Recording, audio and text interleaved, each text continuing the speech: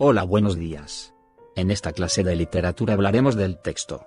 El texto es un conjunto de enunciados que forman un mensaje coherente, surgido de la intención de comunicar algo y que es transmitido de manera escrita u oral. Un texto puede ser una palabra, una frase o enunciado, o también puede ser un libro, siempre que cumpla con las 5 propiedades del texto que son propósito, adecuación, cabalidad, coherencia y disposición. Por ejemplo, yo no estudio para saber más, sino para ignorar menos. Propósito es el objetivo o intención que el autor del texto desea conseguir al transmitir la idea. Adecuación es el tipo de lenguaje que se emplea y que cumple las normas lingüísticas e idiomáticas que regulan un acto comunicativo de manera adecuada. Puede ser culto, coloquial, formal, técnico, etc. Cabalidad se refiere a que el texto tiene que ser completo y tenga una unidad de sentido, es decir, que contenga una lógica.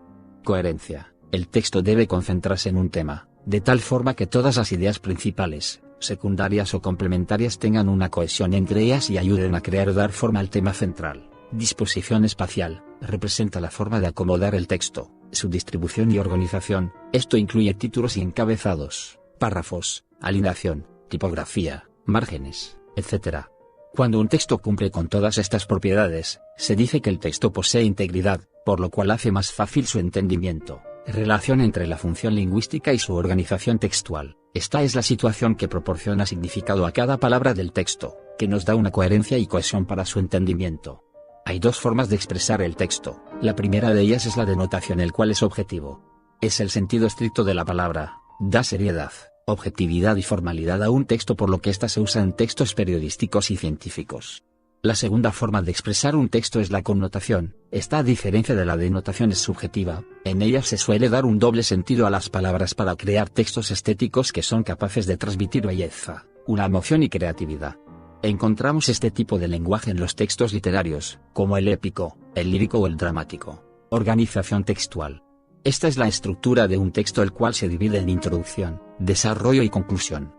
Entre ellos los 3 deben de tener una cohesión o unión para darle sentido al texto. Es lo que une las ideas primarias, secundarias y complementarias. Dentro del texto se deben seguir las reglas gramaticales y se usan los nexos como y, o, pero, sin embargo, etc. para lograr esta cohesión de ideas, ayudado por el buen uso de los signos de puntuación.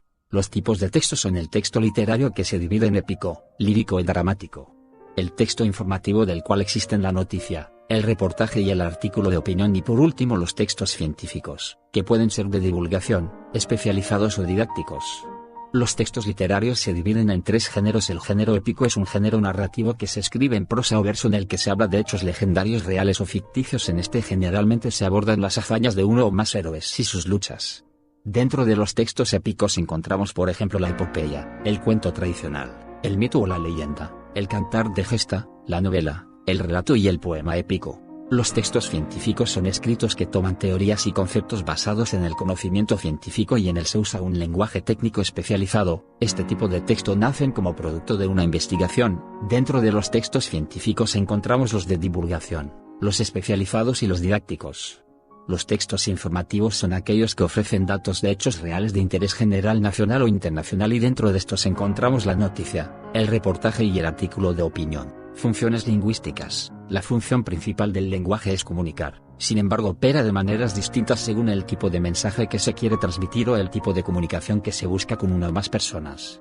Función referencial. Esta es objetiva y hace referencia al mundo de los objetos y sus relaciones.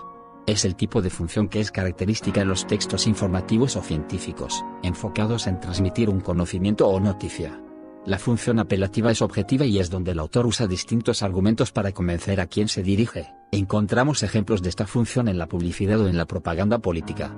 Función poética es subjetiva y elaborada de forma estética. Se hace un énfasis en el cuidado de la forma en sí y utiliza las formas retóricas. Es el tipo de función característico del texto literario, un poema o una novela, por ejemplo.